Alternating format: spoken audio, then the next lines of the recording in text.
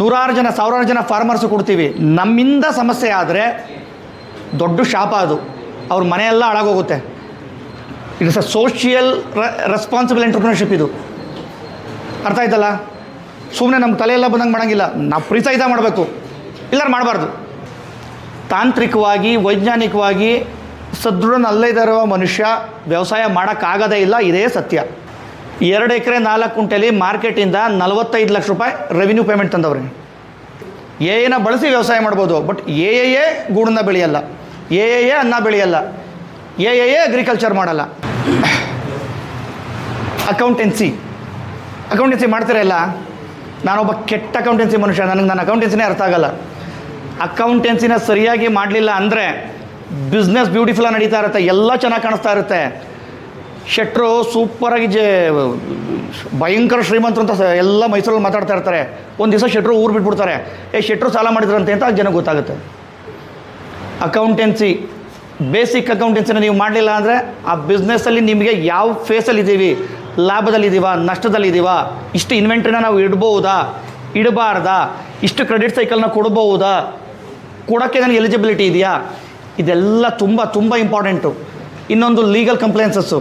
ಈಗ ನಾನು ಚಾಕಿ ಸೆಂಟರ್ ನಡೆಸಬೇಕು ಅಂದರೆ ಸೆಂಟ್ರಲ್ ಸಿಲ್ಕ್ ಬೋರ್ಡಿಂದ ಲೈಸೆನ್ಸ್ ತೊಗೋಬೇಕು, ಸೀಡ್ ಪ್ರೊಡಕ್ಷನ್ ಮಾಡಲಿಕ್ಕೆ ಸೆಂಟ್ರಲ್ ಸಿಲ್ಕ್ ಬೋರ್ಡಿಂದ ಲೈಸೆನ್ಸ್ ತೊಗೋಬೇಕು. ಪ್ರತಿಯೊಂದನ್ನು ಈಗ ನಾನಲ್ಲಿ ಉದ್ಯಮ ನಡೆಸ್ತಾ ಇದ್ದೀನಿ, ಅದು ಉದ್ಯಮ ಅಂದರೆ ಅದಕ್ಕೆ ಇಂಡಸ್ಟ್ರಿಯಲ್ ರಿಲೇಷನ್ ಆಗಿರಬೇಕು, ಎಲೆಕ್ಟ್ರಿಸಿಟಿ ಇದರಿಂದ ಲೈಸೆನ್ಸ್ ತೊಗೊಂಡಿರಬೇಕು. ಕಂಪ್ಲೇನ್ಸಸ್, ನೀವು ನಾಗರಿಕ ಪ್ರಜೆಗಳು ತಾನೇ, ನಾವು ಕಳ್ತನ ಮಾಡ್ತಿಲ್ವಲ್ಲ, ಬಿಸ್ನೆಸ್ ಮಾಡ್ತಾ ಇದ್ದೀವಿ. ಸೊ ಇದನ್ನೆಲ್ಲ ಎಥಿಕಲಾಗಿ, ಲೀಗಲಾಗಿ, ಪ್ರಾಪರಾಗಿ, ಪರ್ಫೆಕ್ಟಾಗಿರಬೇಕು. ಯಾಕೆ ಅಂದರೆ ನೀವು ಒಂದು ಸಲ ಈ ಸಿಕ್ಕಲ್ಲಿ ಸಿಗಾಕೊಂಡ್ರೆ ನಿಮಗೆ ಈ ಬ್ಯೂರೋಕ್ರಸಿ ತಿಂದು ಸಾಯಿಸುತ್ತೆ ನಿಮ್ಮನ್ನ. ನೀವು ಟೆಕ್ನಿಕಲಿ ಸರಿ ಇಲ್ಲ. ಸರ್ ಹೇಳ್ತಿದ್ರು ಎನ್ವೈರನ್ಮೆಂಟಲ್ ಕಂಟ್ರೋಲ್ ಬೋರ್ಡ್ ಬಗ್ಗೆ. ಇದೆಲ್ಲ ಗ್ಲಿಚ್ಗಳು, ಅವ್ರ ಬಿಸ್ನೆಸ್ ಸೂಪರಾಗಿ ನಡೀತಾ ಇರುತ್ತೆ. ಈ ಥರ ಟೆಕ್ನಿಕಲ್ ಸಮಸ್ಯೆಗಳಿಂದ ಸಮಸ್ಯೆ ಸಿಗಾಕತ್ತಾರೆ. ಇದಕ್ಕೆಲ್ಲ ನೀವು ಮೆಂಟಲಿ ಫಿಸಿಕಲಿ ಪ್ರಿಪೇರ್ ಆಗಿರಬೇಕು. ಹೌದು ಸರ್, ನಮ್ಮದು ಸೆರಿಕಲ್ಚರು ನಮ್ಮದು ಎಕ್ಸ್ಪರ್ಟೈಸು, ನಾವು ಇದೆಲ್ಲ ಕಲಿಬೇಕಾ? ನೀವು ಬಿಸ್ನೆಸ್ ಮಾಡೋರು ಡೆಫಿನೆಟಾಗಿ ಕಲಿಬೇಕ್ರಪ್ಪ. ನೀವು ಉದ್ಧಾರ ಆಗಬೇಕಾದ್ರೆ ಕಲೀಲೇಬೇಕು. MBA ಮಾಡಬೇಕು ಅಂತೇನಿಲ್ಲ. ಡಿಸ್ಟೆನ್ಸ್ MBA ಮಾಡ್ಕೋಬೋದು, ಶಾರ್ಟ್ ಕೋರ್ಸ್ಗಳು ಮಾಡ್ಕೋಬೋದು. ಆನ್ಲೈನಲ್ಲಿ ಬೇಕಾದಷ್ಟು ಕೋರ್ಸ್ಗಳಿದೆ. 2 days 3 days 2 hour 3 hour ಕೋರ್ಸ್ಗಳಿದೆ. ಅದನ್ನೆಲ್ಲ ಮಾಡಿ ನಾಲೆಡ್ಜ್ ಗೈನ್ ಮಾಡ್ಬೋದು. ಆ ಥರದ ಕೋರ್ಸ್ ಯಾರು ಮಾಡಿದ್ದೀರಾ ಇಲ್ಲಿ ಸ್ಟೂಡೆಂಟ್ಸು? ನಿಮ್ಮ ಅಕಾಡೆಮಿಕ್ಸಿಂದ ಆಚೆಗೆ ಬೇರೆ ಏನಾದ್ರು ಕೋರ್ಸ್ ಮಾಡಿದ್ದೀರಾ ಯಾರು? Any course, suppose English learning course ಅಥವಾ ಬಿಸ್ನೆಸ್ ಮ್ಯಾನೇಜ್ಮೆಂಟ್ ಕೋರ್ಸು, ಈ ಥರದ್ದು ಬ್ರ್ಯಾಂಡಿಂಗ್ ಕೋರ್ಸು ಮಾಡಿದ್ದೀರಾ ಯಾರು? ದಯವಿಟ್ಟು ಮಾಡಬೇಕಿದ್ನ. ಯಾಕೆ ಅಂದರೆ ಇವತ್ತು ಜಗತ್ತು 850 ಕೋಟಿ ಜನಗಳಿಂದ ತುಳುಕ್ತಾ ಇದೆ. ಆರ್ಟಿಫಿಷಿಯಲ್ ಇಂಟೆಲಿಜೆನ್ಸಿ ಎಲ್ಲ ಜಾಬ್ಗಳನ್ನೂ ಕಸ್ಕೊತಾ ಇದೆ. ತಲೆ ಓಡಿಸೋ ಜಾಬಿಂದ ಹಿಡಿದು ರೋಬೋಟಿಕ್ ಶ್ರಮದ ಜಾಬ್ವರೆಗೂ ದೊಡ್ಡ ಪ್ರೀಮಿಯಂ ಜಾಬ್ಗಳನ್ನೆಲ್ಲ ಅವೇ ಮಾಡ್ತವೆ. ಏನು ಅಕೌಂಟೆಂಟ್ ಅವರು ಇವರು ಯಾರ್ಯಾರ ಅವಶ್ಯಕತೆ ಇಲ್ಲ. ಒಬ್ಬ ಲೀಗಲ್ ಅಡ್ವೈಸರು 20 ವರ್ಷ ಪ್ರಾಕ್ಟೀಸ್ ಮಾಡಿರಲಿಲ್ಲ. ಒಂದು AI ಟೂಲು 100 ವರ್ಷದ ಲಾರೆಲ್ಲ ತಿರುಗಿ ಅವನಿಗಿಂತ ಚೆನ್ನಾಗಿರೋ ರಿಸಲ್ಟೇ ಕೊಡುತ್ತೆ. ದ ಮೋಸ್ಟ್ ಕಾಂಪ್ಲಿಕೇಟೆಡ್ ಫೇಸ್ನ ನೀವು ಎದುರಿಸ್ಬೇಕು ಗೆಳೆಯರೆ. ನೀವು ಅಂದ್ಕೊಂಡಿರೋಷ್ಟು ಈಸಿ ಇಲ್ಲ. ನಾವು ಟೆಕ್ನಾಲಜಿ ಯುಗದಲ್ಲಿದ್ದೀವಿ, ಇದರಿಂದ ನಮಗೆ ಬೆನಿಫಿಟ್ಸ್ ಇದೆ. ಅದೇ ಥರ ನಮಗೆ ದೊಡ್ಡ ಸಮಸ್ಯೆಗಳು, ಥ್ರೆಟ್ಸು ಇದೆ. ಆದರೆ ಲಕ್ಕಿಲಿ ಎನ ಬಳಸಿ ವ್ಯವಸಾಯ ಮಾಡ್ಬೋದು, ಬಟ್ ಎ ಗೂಡನ್ನ ಬೆಳೆಯಲ್ಲ, ಎ ಅನ್ನ ಬೆಳೆಯಲ್ಲ, ಎ ಅಗ್ರಿಕಲ್ಚರ್ ಮಾಡಲ್ಲ. ಯಾಕೆ ಅಗ್ರಿಕಲ್ಚರ್ ಸೆಕ್ಟರ್ ಇವತ್ತು ಇಂಪಾರ್ಟೆಂಟ್ ಅಂದರೆ, ಯಾವುದೇ ಒಂದು ಸೆಕ್ಟರು 365 ದಿವಸ ಗ್ರಾಮೀಣ ಪ್ರದೇಶದಲ್ಲಿ ದುಡ್ಡು ಮತ್ತು ಕೆಲಸನ ಜನರೇಟ್ ಮಾಡೋಕ್ಕೆ ಶಕ್ತಿ ಇದೆ ಅಂದರೆ ನನ್ನ ಕೇಳಿದ್ರೆ ಅದು ಸೆರಿಕಲ್ಚರ್ ಅಂತ ಕರಿತೀನಂತ. That is the power of sericulture. ನಾನು ವಿಪರೀತ ಟ್ರಾವೆಲ್ ಮಾಡ್ತೀನಿ. ಈಗಲೂ ಟ್ರಾವೆಲ್ ಮಾಡೋ ಹುಚ್ಚು ಹೋಗಿಲ್ಲ ನನಗೆ. ನಾನು ಮೊನ್ನೆ ತಿಪ್ಟೂರ್ ಹತ್ರ ಹೋಗಿದ್ದೆ. 2 ಎಕರೆ 4 ಕುಂಟೆ ಜಮೀನು FC1 FC2 ಬೆಳೆದಿದ್ದಾರೆ. ನಿಮಗೆ 1 ಎಕರೆಗೆ ಗೂಡು ಎಷ್ಟು ಬೆಳಿಬೋದು ಅಂತ ಐಡಿಯಾ ಇದೆಯಾ? ಎನಿಬಡಿ? 1 ಎಕರೆಗೆ ಸೆಂಟ್ರಲ್ ಸಿಲ್ಕ್ ಬೋರ್ಡ್ ಹೇಳಿರೋ ಎಲ್ಲ ಇನ್ಪುಟ್ಸ್ನ ಕೊಟ್ಟು ನೀವು ತುಂಬ ಚೆನ್ನಾಗಿ ಮಾಡಿದ್ರೆ ಆ್ಯನ್ ಆವ್ರೇಜು 250 kg ಗೂಡು ಬೆಳಿಬೋದು. ಆ್ಯನ್ ಆವ್ರೇಜ್ ನಾನು ಹೇಳ್ತಾ ಇರೋದು. ಈ ಮನುಷ್ಯ ಎಕ್ಸ್ಟ್ರಾಡಿನರಿ ಪರ್ಸನ್. ಎಕರೆ 400 kg ಬೆಳೆದವನೆ. ಅವನು ಬದುಕೆ 2 ಎಕರೆ 4 ಕುಂಟೆ. ಅವನು ಸೆಲ್ಫ್ ಎಂಪ್ಲಾಯಿ. ಅವನು, ಅವನ ತಮ್ಮ, ಅವನ ತಂದೆ. ಅತಿ ಹೆಚ್ಚು ಪೋಷಕಾಂಶಗಳು, ಕೊಟ್ಟಿಗೆ ಗೊಬ್ಬರ. 2 ಎಕರೆ 4 ಕುಂಟೆಲಿ ಮಾರ್ಕೆಟಿಂದ 45 ಲಕ್ಷ ರೂಪಾಯಿ ರೆವಿನ್ಯೂ ಪೇಮೆಂಟ್ ತಂದವ್ರೆ. ಅವರು ಸೆಲ್ಫ್ ಎಂಪ್ಲಾಯಿಗಳಾಗಿರೋದ್ರಿಂದ ಖರ್ಚು ಸ್ವಲ್ಪ ಮಿತಿಲಿರುತ್ತೆ. 12 ಲಕ್ಷ ಖರ್ಚು ಅಂದ್ಕೊಂಡ್ರು 30 ಲಕ್ಷ ನಿವ್ವಳ ಲಾಭ 2 ಎಕರೆಲಿ ಯಾವ ಕ್ರಾಪಲ್ಲಿ ಬರುತ್ತೆ? ಮತ್ತು ಎಗೈನ್ ಕರ್ನಾಟಕದಲ್ಲಿ ಅಥವಾ ಭಾರತದಲ್ಲಿ ಸರಾಸರಿ ಎಕರೆ ಇಳುವರಿ ಎಷ್ಟು ಗೊತ್ತಾ? 100-125 kg, 70-80 kg. ಏನು ಡಿಫ್ರೆನ್ಸು? ನಾವು ಒಂದು ಗಿಡನೂ ನೆಡೋದು ಬೇಡ. ಸೆಂಟ್ರಲ್ ಸಿಲ್ಕ್ ಬೋರ್ಡ್, ನಮ್ಮ KSSRDA, ನಮ್ಮ ಯೂನಿವರ್ಸಿಟಿಗಳು ರೆಕಮೆಂಡ್ ಮಾಡಿರುವಂತಹ ಪ್ಯಾಕೇಜ್ ಆಫ್ ಪ್ರಾಕ್ಟೀಸ್ನ ಬಳಸಿ ನೀವು ಶ್ರದ್ಧೆಯಿಂದ ವ್ಯವಸಾಯ ಮಾಡಿದ್ರೆ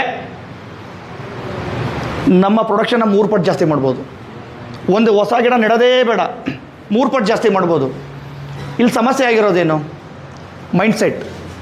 ನನಗೆಲ್ಲ ಗೊತ್ತು, ನನ್ನ ತುಂಬ ರೈತ ಮಿತ್ರರಿಗೆ ಎಲ್ಲ ಗೊತ್ತು, ಅವ್ರ ಪ್ರಕಾರ ಎಲ್ಲ ಗೊತ್ತು, ಅವ್ರು ಆಲ್ರೆಡಿ ತುಂಬಿಟ್ಟವ್ರೆ, ಅವ್ರಿಗೆ ಇನ್ನೇನೂ ತುಂಬಕ್ಕಾಗಲ್ಲ, ನಾವೇನು ಹಾಕೋರು ಚಲೋ ಬಿಡುತ್ತದು. ನಿಮ್ಮ ಥರ ಯಂಗ್ಸ್ಟರ್ಸು ತೆರೆದ ಮನಸ್ಸಿನಿಂದ ನಿಮ್ಮ ಕಮ್ಯುನಿಟಿ ಕೃಷಿ ಕಮ್ಯುನಿಟಿ ಆಗಿದ್ದರೆ ನೀವು ಅದನ್ನು ಸಪೋರ್ಟ್ ಮಾಡ್ಬೋದು. ಅಲ್ಲಿಂದ ಶುರು ಮಾಡ್ಬೋದು ನಿಮ್ಮ ಕೆಲಸ. ನೀವು BSc ಮಾಡಿದ್ದೀರಲ್ಲ, ಒಬ್ಬ ರೈತನಿಗೆ ಸೈನ್ ಮಾಡೋ ಬರದೇ ಇರೋ ರೈತನಿಗೆ 400 kg ಬೆಳೆಯೋಕ್ಕಾದ್ರೆ ನಿಮ್ಗೆ ಯಾಕೆ ಬೆಳೆಯೋಕ್ಕಾಗಲ್ಲ? ನೀವು ಇಷ್ಟೊಂದು ಓದಿದ್ದೀರಲ್ಲ ನೀವು. ಮತ್ತು ಇವತ್ತು ಸಮಸ್ಯೆ ಏನು?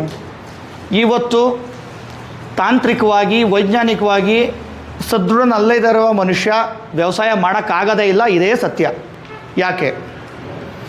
ಭಯಂಕರ ಎನ್ವೈರನ್ಮೆಂಟಲ್ ಫ್ಲಕ್ಚುಯೇಷನ್ನು, ವಿಪರೀತ ಕೀಟಬಾಧೆ, ಪೆಸ್ಟ್ಗಳು, ಮೈಟ್ಸು, ಟ್ರಿಪ್ಸು, ಫಂಗಸ್ಸು, 10 100. ಆಮೇಲೆ ಭೂಮಿಲಿ ಪೋಷಕಾಂಶಗಳು ಕೊರತೆ ಆಗಿದೆ. ನಾವು ಭೂಮಿನೆಲ್ಲ ಲೂಟಿ ಮಾಡಿದ್ದೀವಿ, ಪೋಷಕಾಂಶಗಳನ್ನ ಅಷ್ಟು ನಾವು ಇನ್ಪುಟ್ಸ್ ಕೊಟ್ಟಿಲ್ಲ. ಈ ಥರ 100 ಕೊರತೆಯಿಂದ ರೈತ ಇವತ್ತು ಗೊಂದಲದ ಪರಿಸ್ಥಿತಿಲಿ, ಹೈ ಪ್ರೊಡಕ್ಟಿವಿಟಿ ಹೈ ಕ್ವಾಲಿಟಿನ ಮಾಡದಿರುವಂಥ ಒಂದು ದುಸ್ಥಿತಿಲಿ ಇವತ್ತು ನಿಂತಿದ್ದಾನೆ. ನಮ್ಮ ವಿಜ್ಞಾನನ ಬಳಸಿ, ನಮ್ಮ ಸಂಕಲ್ಪ ಶಕ್ತಿನ ಬಳಸಿ ಬಸ್ಟು ಭೂಮಿನ ಹೆಂಗೆ ರಿಜ್ಯುವೇಟ್ ಮಾಡ್ತೀವಿ, ಅದಕ್ಕೆ ಹೆಂಗೆ ಪುನರುಜ್ಜೀವನಗೊಳಿಸ್ತೀವಿ, ಕೆಮಿಕಲ್ ಫರ್ಟಿಲೈಸರ್ನ ಎಷ್ಟು ಮಾತ್ರ ಬಳಸಬೇಕು, ಆರ್ಗ್ಯಾನಿಕ್ ಇನ್ಪುಟ್ಸ್ನ ಎಷ್ಟು ಮಾತ್ರ ಬಳಸಬೇಕು, ಬಯೋ ಫರ್ಟಿಲೈಸರ್ಸ್ನ ಎಷ್ಟು ಮಾತ್ರ ಬಳಸಬೇಕು, ಯಾವ ಥರ ಪೆಸ್ಟಿಸೈಡ್ನ ಹೆಂಗೆ ಬೆಳೆಸಬೇಕು, ವಾತಾವರಣದಲ್ಲಿ ಫ್ಲಕ್ಚುಯೇಷನ್ ಆದರೆ ಅದನ್ನು ಹೆಂಗೆ ಹ್ಯಾಂಡ್ಲ್ ಮಾಡಬೇಕು, ಇರಿಗೇಷನ್ ಸಿಸ್ಟಮ್ನ ಹೆಂಗೆ ಚೇಂಜ್ ಮಾಡಬೇಕು. ಈ ಥರ ತಲೆ ಓಡಿಸ್ತಾ ಇದ್ದರೆ ವ್ಯವಸಾಯ ಮಾಡೋಕ್ಕೆ ಸಾಧ್ಯನೇ ಇಲ್ಲ. ಏನೂ ಮಾಹಿತಿ ಇಲ್ಲದೆ ಇರೋ ರೈತ ಇಷ್ಟು ತಲೆ ಎಲ್ಲೂ ಓಡಿಸೋಕ್ಕಾಗುತ್ತೆ? ನಿಮ್ಮ ಥರ ಎಜುಕೇಟೆಡ್ಸೇ ಮಾಡಬೇಕು ಅದನ್ನ. ನಿಮ್ಮ ಎಜುಕೇಷನ್ ಇದಕ್ಕೆ ಉಪಯೋಗ ಆಗಬೇಕು. ಸಬ್ಜೆಕ್ಟ್ ಇತ್ತು ಅಂತ ನೀವು ಎಕ್ಸಾಮಲ್ಲಿ ಪಾಸ್ ಆಗೋದ್ರಿಂದ ಸಬ್ಜೆಕ್ಟ್ ಉಪಯೋಗ ಇಲ್ಲ. ಇವತ್ತು ಆಪರ್ಚುನಿಟಿನೂ ಇದೆ, ಥ್ರೆಡ್ಡೂ ಇದೆ. This is the opportunity. Silk ಒಂದು ಪ್ರೀಮಿಯಂ ಕಮಾಡಿಟಿ. ಚೈನಾದಲ್ಲಿ ಕಳೆದ 3-4 ವರ್ಷದಿಂದ ಅವ್ರದ್ದು ಅಂಕಿಅಂಶಗಳು ನೋಡಿದ್ರೆ 1,20,000 22,000 ಮೆಟ್ರಿಕ್ ಟನ್ ರಾ ಸಿಲ್ಕ್ನ ಪ್ರೊಡ್ಯೂಸ್ ಮಾಡ್ತಿದ್ರು ಆ್ಯನ್ಯುವಲಿ. ಚೈನೀಸ್ ಅಂಕಿಅಂಶಗಳಿಗೆ ಏನು ಹೇಳ್ತವೆ ಅಂದರೆ 40, 50, 55, 50, 60 ಮೆಟ್ರಿಕ್ ಟನ್ ಒಳಗೆ ಬಂದಿದೆ. China also declined. ಬಟ್ ನಾವು ಟೆಕ್ನಿಕಲಿ ಬೆಳೀತಾ ಇದ್ದೀವಿ. ಅಂದರೆ ನಾವು ಈಗ 38,000 ಮೆಟ್ರಿಕ್ ಟನ್ನಲ್ಲಿ ಇದ್ದೀವಿ. ಆದರೆ ನಮ್ಮ ಪ್ಯಾಕೇಜ್ ಆಫ್ ಪ್ರಾಕ್ಟೀಸ್ನ ನಾವು ಸಮರ್ಪಕವಾಗಿ ಬಳಸ್ಕೊಂಡು ಆ ಕೃಷಿಲಿರೋ ಪೊಟೆನ್ಷಿಯಲ್ನ ನಾವು ಎಕ್ಸ್ಪ್ಲಾಯ್ಟ್ ಮಾಡ್ತಾ ಇಲ್ಲ. ನಮ್ಮ ಹತ್ರ ಟೆಕ್ನಾಲಜಿ ಇಲ್ವಾ? ಚೈನಾದಲ್ಲಿ ಏನು ಇನ್ನು ಎಕ್ಸ್ಟ್ರಾಡಿನರಿ ಏನೂ ಇಲ್ಲ. ಅವ್ರ ಹತ್ರ ಏನಿದೆ ಅಂದರೆ ಅವ್ರು ಮಾಡ್ತಾರೆ ಪ್ಯಾಕೇಜ್ ಆಫ್ ಪ್ರಾಕ್ಟೀಸ್ನ, ಅಷ್ಟೇ. ನಾವು ಮಾಡಲ್ಲ. Very simple. ನಮ್ಮ ಹತ್ರ ಇರೋ ಟೆಕ್ನಾಲಜಿ ಅಮೇಝಿಂಗ್. 25 ವರ್ಷದಿಂದನೇ ನಮ್ಮ ಹತ್ರ ಅಷ್ಟೆಲ್ಲ ಟೆಕ್ನಾಲಜಿ ಇದೆ. ಬಟ್ ಈಗ ಹೊಸ ರೋಗಗಳಿಗೆ, ಹೊಸ ಪೆಸ್ಟ್ಗಳಿಗೆ, ಸಮಸ್ಯೆಗಳಿಗೆ ಪರಿಹಾರನ ವಿಜ್ಞಾನಿಗಳು ಇತ್ತೀಚೆಗೆ ಕಂಡುಹಿಡಿಯಬೇಕಾಗಿದೆ. ಯೂನಿವರ್ಸಿಟಿಗಳಲ್ಲಿ ಅಥವಾ CSRT, KSSRD ಇಲ್ಲೆಲ್ಲ ವಿಜ್ಞಾನಿಗಳ ಸಂಖ್ಯೆ ಕಮ್ಮಿ ಆಗ್ತಿದೆ. ಅಂದರೆ ಪ್ಯೂರ್ ರಿಸರ್ಚ್ ಕಮ್ಮಿ ಆಗ್ತಿದೆ. ಪ್ಯೂರ್ ರಿಸರ್ಚ್ ಕಮ್ಮಿ ಆದರೆ ದೇಶದ ಕೃಷಿ ಕ್ಷೇತ್ರಕ್ಕೆ ದೊಡ್ಡ ಮಾರಕವಾದಂಥ ಒಂದು ಸಮಸ್ಯೆಗಳು ಸೃಷ್ಟಿಯಾಗ್ತವೆ. ಎಂಟ್ರಪ್ರನರ್ಸು ಈ ಆಪರ್ಚುನಿಟಿನ ಬಳಸಿ ನೀವು 2 ಎಕರೆಯಿಂದ ವ್ಯವಸಾಯ ಶುರು ಮಾಡ್ತೀರಾ. ನಾನು 2 ಎಕರೆ ರೈತನ ವ್ಯವಸಾಯ ಹೇಳಿದ್ದೀನಿ. ನಮ್ಮ ಸ್ನೇಹಿತರು ನಡುವಿನಕೆರೆ ವೀರಭದ್ರ ಸ್ವಾಮಿಯವ್ರ ಮಗ ನೇತ್ರಾನಂದ ಅಂತ ಇದ್ದಾರೆ. ಒಂದು 14-15 ಎಕರೆಯಲ್ಲಿ ವ್ಯವಸಾಯ ಮಾಡ್ತಾರೆ. ಆ್ಯಂಡ್ ಆವ್ರೇಜು ಎಕರೆಗೆ 300 kg ಬಿತ್ತನೆಗೂಡು ಬೆಳೀತಾರೆ. ಎಕರೆಗೆ ನೀವು ಕ್ಯಾಲ್ಕುಲೇಟ್ ಮಾಡಿ, ಯೋಚನೆ ಮಾಡಿ ನೀವು. ನಮ್ಮ ಸ್ನೇಹಿತರು ಸಂತೋಷ್ ಮುರಳಿ ಅಂತ ಒಬ್ಬರು ಇದ್ದಾರೆ. 36 ಎಕರೆ ಮಲ್ಬರಿ ಗಾರ್ಡನ್ ಇದೆ. ಈಗ 104 ಎಕರೆ ಆಂಧ್ರಕ್ಕೆ ಹೋಗಿ ಲೀಸಿಗೆ ತಗೊಂಡು ಕಂಪ್ಲೀಟ್ ದೊಡ್ಡ ಮಲ್ಬರಿ ಗಾರ್ಡನ್ನ ರೈಸ್ ಮಾಡ್ತಾ ಇದ್ದಾರೆ. ಇನ್ನೊಬ್ಬರು ನಮ್ಮ ಸ್ನೇಹಿತರು ವಾಸುದೇವ್ ಅಂತಿದ್ದಾರೆ, ಚಿಕ್ಕಬಳ್ಳಾಪುರದಲ್ಲಿ 50 ಎಕರೆ ಮಲ್ಬರಿ ಗಾರ್ಡನ್ ಇದೆ. 1 ಎಕರೆ 2 ಎಕರೆಯಲ್ಲಿ ನನಗೆ ದುಡ್ಡು ಬರಲ್ಲ ಅಂತ ಒದ್ದಾಡ್ತಾ ಕೆಲವರು ಇದ್ದರೆ, ಕೆಲವರಿಗೆ 3 ಕೋಟಿ 4 ಕೋಟಿ ಹಾಕಿ 150 ಎಕರೆ 160 ಎಕರೆ ಎಲ್ಲ ಮಾಡೋಕ್ಕೆ ಅವ್ರಿಗೇನು ಹುಚ್ಚು ಅಂತ ಅಂದ್ಕೊಂಡಿದ್ದೀರಾ? ಸೆಲ್ಫ್ ಕಾನ್ಫಿಡೆನ್ಸ್, ನಾನು ಮಾಡ್ತೀನಿ, ಅದನ್ನು ಮಾಡೇ ಮಾಡ್ತೀನಿ. ಯೋಚನೆ ಮಾಡಿ. ಆಪರ್ಚುನಿಟೀಸ್ ಬೇಕಾದಷ್ಟಿದೆ. ಸೆರಿಕಲ್ಚರ್ ಅಂತಲ್ಲ, ನಿಮ್ಮ ಹೃದಯ ಏನು ಹೇಳ್ತಾ ಆ ಕೆಲಸ ಮಾಡಿ ನೀವು ಅಷ್ಟೇ. ಸೆರಿಕಲ್ಚರ್ ಚೈನಲ್ಲಿ ಫಸ್ಟು ಸೀಡ್ ಪ್ರೊಡಕ್ಷನ್ನು, ಚಾಕಿ, ಅಡಲ್ಟ್ ರೇರಿಂಗು, ಅಥವಾ ಬಿತ್ತನೆ ಗುಡ್ಗಳನ್ನ ಬೆಳೆದು ಸೀಡ್ ಫಾರ್ಮಿಂಗ್ ಮಾಡುವಂಥದ್ದು. ಅದಾದಮೇಲೆ ಏನು ಮಾಡಬೇಕು ಅಂತ ಅವರು ಸರ್ ಬೆಳಿಗ್ಗೆ ಸಾಕಷ್ಟು ನಿಮಗೆ ಎಕ್ಸ್ಪ್ಲೈನ್ ಮಾಡಿದ್ದಾರೆ. ನಿಮ್ಮ ಕೇಪಬಿಲಿಟಿ ಏನು, ನಿಮ್ಮ ಕೆಪಾಸಿಟಿ ಏನು, ನಿಮ್ಮ ತಾಕತ್ತೇನು, ನಿಮ್ಮ ಮನಸ್ಸು ಏನು ಹೇಳುತ್ತೆ, ಆ ಲೈಫ್ ಸ್ಟೈಲ್ ನಿಮಗೆ ಸೂಟ್ ಆಗುತ್ತಾ. ಸೆರಿಕಲ್ಚರ್, ಹಾರ್ಟಿಕಲ್ಚರ್, ಅಗ್ರಿಕಲ್ಚರ್, ಫ್ಲೋರಿಕಲ್ಚರ್, ಈ ಸೈನ್ಸ್ ಮುಂದೆಲ್ಲ ಯಾಕೆ ಕಲ್ಚರ್ ಸೇರಿಸಿದ್ರು?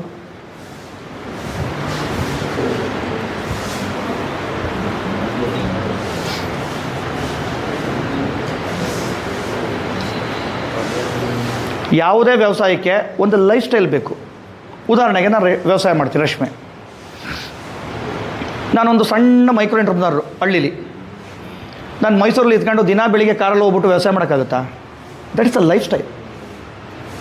ಅದರಿಂದ ಏನು ಸಮಸ್ಯೆ ಆಗುತ್ತೆ, ಏನು ಅನುಕೂಲ ಆಗುತ್ತೆ? ನಿನ್ನ ಕೆಲಸನ ನೀನು ಮಾಡಬೇಕು ಅಂದರೆ, ರೇಷ್ಮೆ ಹುಳುಗಳು ಭಾನುವಾರ ರಜಾ ತಗೋತಾವ?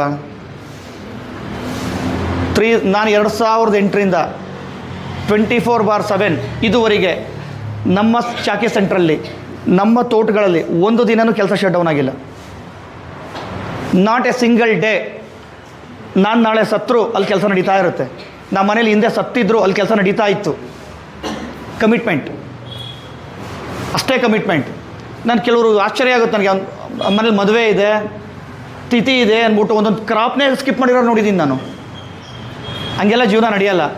ಡಿಸಿಪ್ಲಿನ್ ಇರಬೇಕು. ಡಿಸಿಪ್ಲಿನ್ ಇದ್ದರೆ ಆ ಡಿಸಿಪ್ಲಿನ್ ನಿಮ್ಮನ್ನ ಎತ್ಕೊಂಡು ಹೋಗುತ್ತೆ. ನೀವೆಷ್ಟು ಎಫರ್ಟ್ ಹಾಕ್ತಿರೋ ಬದುಕು ನಿಮ್ಗೆ ಅಷ್ಟು ಕೊಡುತ್ತೆ. ಐ ಹೋಪ್ ಇದಕ್ಕಿಂತ ಜಾಸ್ತಿ ಮಾತಾಡೋ ಅವಶ್ಯಕತೆ ಇಲ್ಲ ಅಂತ ನಾನು ಅನ್ಕೋತೀನಿ. ಇನ್ನೇನಾದರೂ ನೀವು ಕ್ವಶನ್ಸ್ ಕೇಳಬೇಕು ಅಂದರೆ ನನ್ನ ಕೇಳ್ಬೋದು.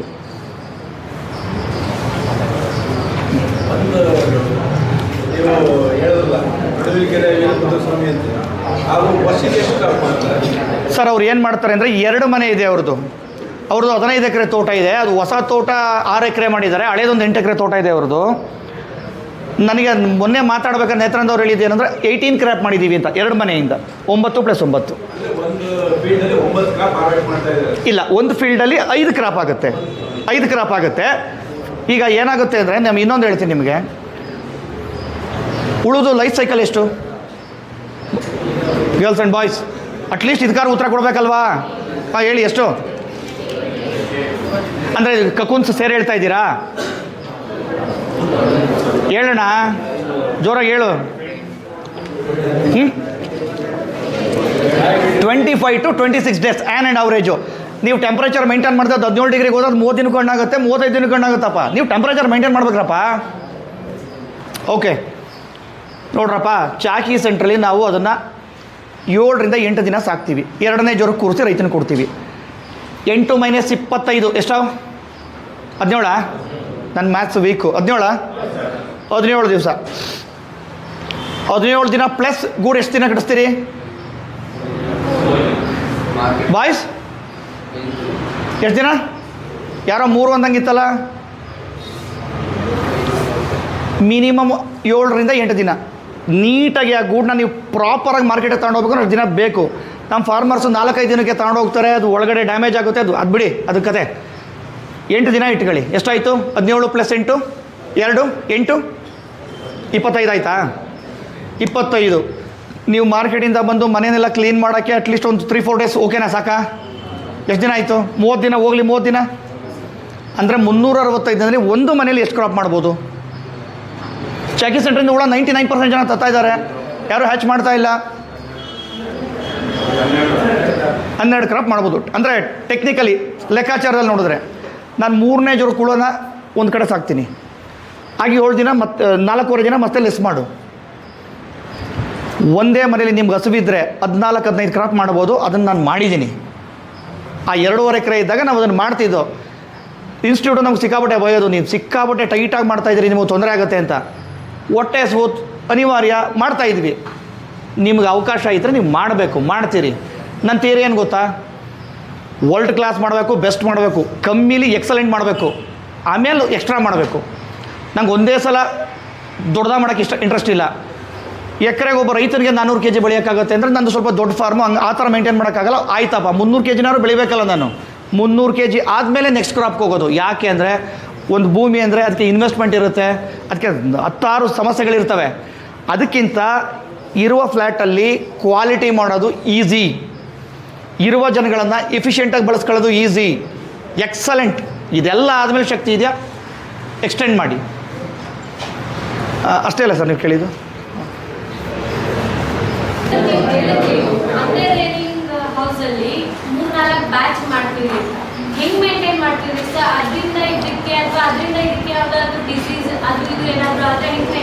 ಮ್ಯಾನೇಜ್ಮೆಂಟ್. ಉದಾಹರಣೆಗೆ 3ನೇ ಜ್ವರದವರೆಗೆ ನಮ್ಮ ತಂದೆ ಚಾಕಿನ ಮೇಂಟೈನ್ ಮಾಡ್ತಾಯಿದ್ರು. ನಮ್ಮ ಮನೇಲಿ ಒಂದು ಬೇರೆ, ನಮ್ಮ ವಾಸದ ಮನೇಲಿ ಬೇರೆ ಒಂದು ರೂಮಲ್ಲಿ. ಆ್ಯಕ್ಚುಲಿ ಅದು ತಪ್ಪೆ. ಟೆಕ್ನಿಕಲ್ ಏನಂದರೆ, ರೇರಿಂಗ್ ಹೌಸಲ್ಲಿ 100% ಇನ್ಫೆಕ್ಷನ್ ಇದೆ ಅಂತ ಕಲ್ಪನೆ ಮಾಡ್ಕೊಂಡ್ರೆ, ಫಾರ್ಮರ್ ಹೋಮಲ್ಲಿ, ರೇರರ್ ಹೋಮಲ್ಲಿ 65-70% ಇನ್ಫೆಕ್ಷನ್ ಇರುತ್ತೆ. ನಾವು ಆಗೇನು ಮಾಡ್ತಿದ್ವಿ ಅಂದರೆ, ನಮ್ಮ ಮನೆಯ ಒಂದು ರೂಮಲ್ಲಿ 3rd ಮೋಲ್ಟ್ವರೆಗೆ ಮಾಡ್ತಾಯಿದ್ವಿ. ನಾನೆಲ್ಲ ರೆಡಿ ಮಾಡಿರ್ತಿದ್ದೆ, ಅಲ್ಲಿಗೆ ಶಿಫ್ಟ್ ಆಗ್ತಿತ್ತದು. ಈಗ ನಾನು ಒಂದು ಕಾರ್ಪೊರೇಟ್ ರೇಟಿಂಗ್ ಶುರು ಮಾಡಿದ್ದೀನಿ. 181 ಅಡಿ ಮನೆ, 32 ಅಡಿ ಹಿಂಗಿದೆ.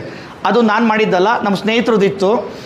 ಅವರು ಅದನ್ನು ಬಳಸ್ತಿರಲಿಲ್ಲ, ನಾನು ಅದನ್ನು ರೇರಿಂಗ್ ಹೌಸ್ ಆಗಿ ಕನ್ವರ್ಟ್ ಮಾಡಿ ಶುರು ಮಾಡಿದ್ದೀನಿ.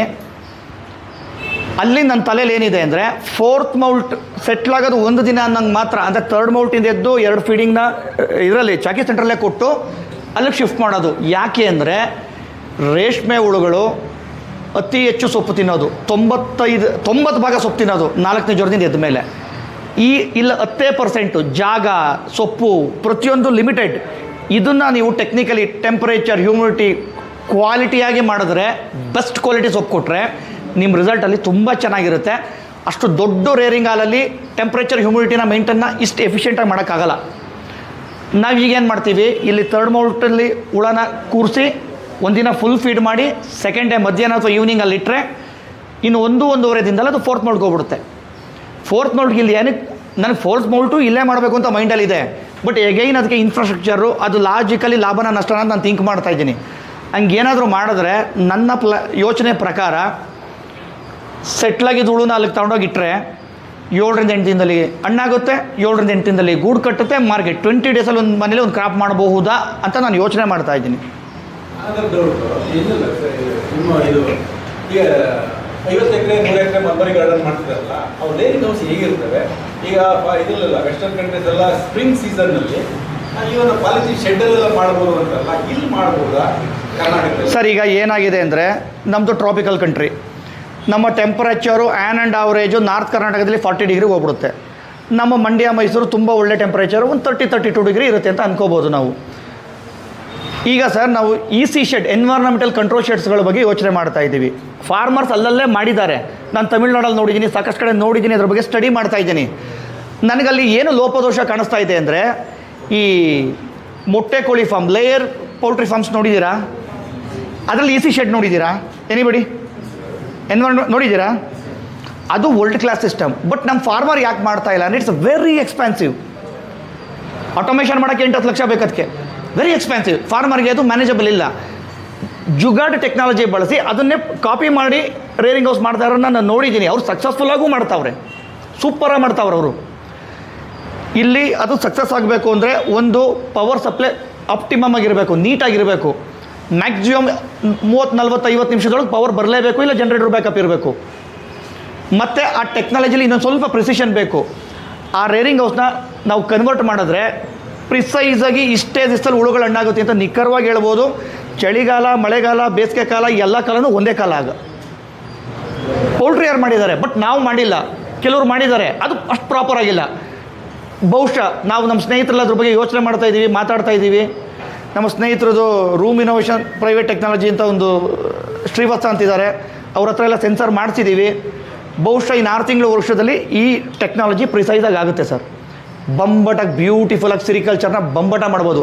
ಆಚೆ ಸಖತ್ ಜಡಿ ಬರ್ತಾ ಇದೆ, ಇಲ್ಲಿ ಹ್ಯೂಮಿಡಿಟಿ ಜಾಸ್ತಿ ಆಯಿತು ಅಂತ ಒದ್ದಾಡಂಗಿಲ್ಲ. ಟೆಂಪರೇಚರ್ 40 ಡಿಗ್ರಿ ಹೋಯಿತು, 25 ಡಿಗ್ರಿ 65% ಅಷ್ಟು. ಅದೇ ಥರ 5% ಆ ಕಡೆ ಈ ಕಡೆ, 2 ಡಿಗ್ರಿ ಆ ಕಡೆ ಈ ಕಡೆ EC ಶೆಡ್ಡಲ್ಲಿ ನಿರ್ವಹಣೆ ಮಾಡ್ಬೋದು. ನಮ್ಮ ಇನ್ಸ್ಟಿಟ್ಯೂಟ್ಗಳಿಗೂ ನಾವು ರಿಕ್ವೆಸ್ಟ್ ಮಾಡೋದು ಇದ್ರ ಬಗ್ಗೆ ವರ್ಕ್ ಮಾಡಿ ಅಂತ. ನಿಮಗೆ ಗೊತ್ತಿದೆ, ಜನ, ಫಂಡ್ಸು ಎಲ್ಲ ಇಲ್ಲ. ನಾವೀಗ ನಮ್ಮ ಮಟ್ಟದಲ್ಲಿ ಅದನ್ನ ಜುಗಾಡು ವರ್ಕ್ ಮಾಡ್ಕೊತಾ ಇದ್ದೀವಿ. ನೀವು ಏನಾರೋ ಮಾಡಿ, ಹೆಂಗಾರೋ ಮಾಡಿ, ಅದನ್ನು ಅದ್ಭುತವಾಗಿ ಮಾಡಿ ವರ್ಲ್ಡ್ ಕ್ಲಾಸ್ ಮಾಡಿ ಅಷ್ಟೇ. ಅಲ್ಲ, ನಿಮ್ಮ ಕ್ವಶನ್ಗೆ ಆನ್ಸರ್ ಕೊಟ್ಟನಾ? ಓಕೆ, ಹೇಳಿ ಸರ್. ಒಂದು ಎಕರೆಗೆ 300 kg ತನಕ ಬೆಳೆಯೋದು ಅಂದಾಗ ಸೊ ಯಾವ ಟೈಮಿಂಗ್ಸಲ್ಲಿ ನಾವು ಗಿಡಗಳ ಸ್ಪೇಸಿಂಗ್ ಏನು ಮಾಡಬೇಕು? ಸ್ಪೇಸಿಂಗು ಒಂದು ಕಾಂಟ್ರವರ್ಷಿಯಲ್ ಸಬ್ಜೆಕ್ಟು. ಈಗ ನಮ್ಮ CSRTI, KSSRTI, ನಮ್ಮ ಯೂನಿವರ್ಸಿಟಿಗಳು ಸಾಕಷ್ಟು ವಿಧಾನಗಳನ್ನ ರೆಕಮೆಂಡ್ ಮಾಡಿದೆ. ಉದಾಹರಣೆಗೆ ಕೋಲಾರದಲ್ಲಿ ಸಾಲ್ಗಡ್ಡಿ ಅಂತಿತ್ತು, ಅವ್ರು 2 ಅಡಿ 2 ಅಡಿ 1 ಅಡಿ 1 ಅಡಿಗೆಲ್ಲ ಹಾಕಿ ಹುಲ್ತರ ಕುಯ್ತಾಯಿದ್ರು. ಆಮೇಲೆ 3 ಅಡಿ 3 ಅಡಿ 4 ಅಡಿ 4 ಅಡಿ, ಪ್ಲೀಸ್ ಲಿಸನ್, 4 ಅಡಿ 3 ಅಡಿ. ಆಮೇಲೆ ಯಾರಿಗೋ ಒಬ್ಬರಿಗೆ ಸಖತ್ ಐಡಿಯಾ ಬಂತು ಮರಗಡ್ಡಿ ಮಾಡಬೇಕು ಅಂತ, 10x10, 8x8. ಜಪಾನ್ ವಿಜ್ಞಾನಿಗಳು ಇಂಡೋ ಜಪಾನ್ ಸಿಸ್ಟಮ್ ಅಂತ 5, 3, 2 ಅಂತ ಒಂದು ಪೈರ್ಡ್ರು. ಒಂದು ಸಾಲಿಂದ ಒಂದು ಸಾಲಿಗೆ 5 ಅಡಿ, ಅದ್ರ ಇನ್ನೊಂದು ಸಾಲಿಂದ ಇನ್ನೊಂದು ಸಾಲಿಗೆ 3 ಅಡಿ, ಗಿಡದಿಂದ ಗಿಡಕ್ಕೆ 2 ಅಡಿ, 5600 ಗಿಡ ಕೂರ್ತದ್ರಲ್ಲಿ. The best method. ಬಟ್ ಆ ಮೆಥಡಲ್ಲಿ ಪ್ರಾಬ್ಲಮ್ ಏನು ಗೊತ್ತಾ? 100% ಮೆಕನೈಸೇಷನ್ ಮಾಡೋಕ್ಕಾಗಲ್ಲ. 5 ಅಡಿಲಿ ಮೆಕನೈಸೇಷನ್ ಮಾಡ್ಬೋದು, 3 ಅಡಿಲಿ ಮೆಕನೈಸೇಷನ್ ಮಾಡೋಕ್ಕಾಗಲ್ಲ. ಇದನ್ನೆಲ್ಲ ನಾವು ಯೋಚನೆ ಮಾಡಿ, ಈಗ ನಾನು 5 ಅಡಿ 2 ಅಡಿ, ಯಾಕೆಂದರೆ 5 ಅಡಿಲಿ ನನ್ನ ಟ್ರ್ಯಾಕ್ಟರ್ ನೀಟಾಗಿ ಹೋಗುತ್ತೆ. ಒಂದು ಗಿಡಕ್ಕೆ 10 ಸ್ಕ್ವೇರ್ ಫೀಟ್ ನಾನು ಕೊಡ್ತಾಯಿದ್ದೀನಿ. ಲಾಜಿಕ್ಕು ನಾನು ತಿಳ್ಕೊಂಡಂಗೆ ಒಂದು ರೆಂಬೆಗೆ 1 ಸ್ಕ್ವೇರ್ ಫೀಟು, 10 ಅಡಿ ನೀನು ಕೊಟ್ಟಿದ್ದಾರೆ, 10ರಿಂದ 11-12 ರೆಂಬೆ ಅಷ್ಟೇ ಇಡಬೇಕು, ಜಾಸ್ತಿ ರೆಂಬೆ ಇಡಬಾರ್ದು, ಕ್ವಾಲಿಟಿ ಬರಲ್ಲ. ವೈಡರ್ ಸ್ಪೇಸಿಂಗಲ್ಲಿ ಪ್ರಾಬ್ಲಮ್ ಏನು ಸರ್ ಅಂತ ಕೇಳಿದ್ರೆ, ಡೆನ್ಸಿಟಿ ಪ್ರಾಬ್ಲಮ್ ಆದರೆ ನನ್ನ ಅನುಭವದ ಪ್ರಕಾರ ನೀನು ಆ ಥರ ಇಳುವರಿ ತಗೊಳಕ್ಕಾಗಲ್ಲಪ್ಪ. It's my experience. ನೀರು ಕಮ್ಮಿ ಇದ್ದಾಗ ಅದನ್ನು ಮಾಡ್ಬೋದಲ್ಲ ಅಂತ ಹೇಳ್ತಾರೆ. ನಾನು ಕಮ್ಮಿ ಇದ್ದರೆ ಕಮ್ಮಿನೇ ಮಾಡ್ರಪ್ಪ, 5 ಎಕರೆ ಮಾಡಿ ಅದನ್ನು ಯಾಕೆ 2 ಎಕರೆ ಇಳುವರಿ ತಗೋತೀರಿ ಅನ್ನೋದು ಅಷ್ಟೇ ನನ್ನ ವಾದ. ಅಲ್ಲಿ ನಿಮ್ಮ ಕ್ವಶನ್ ಅದೇನಾ? ಅದನ್ನು ಡಿಸ್ಕಸ್ ಮಾಡೋಣ. ಈಗ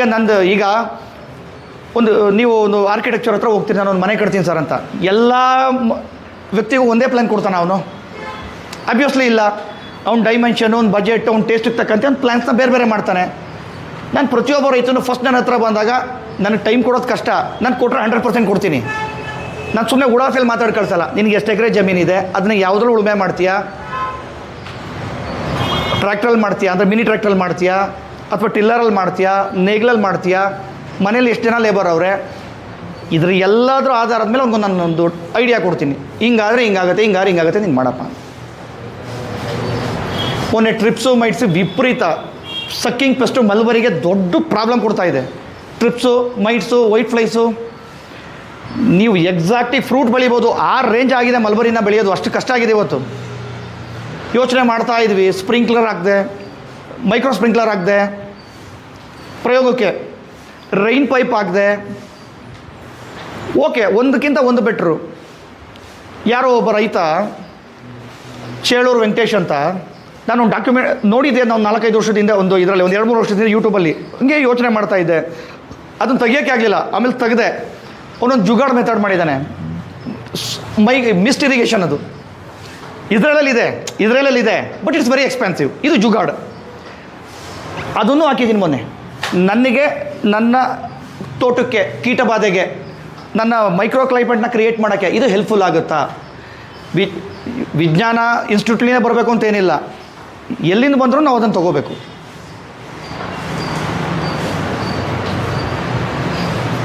ಇರಿಗೇಷನ್ ನೀರಿನ ಒತ್ತಡ ಪ್ರಾಬ್ಲಮ್ ಇದೆ, ಅದನ್ನು ಹೆಂಗೆ ಸಮರ್ಥವಾಗಿ ಬಳಸೋದು.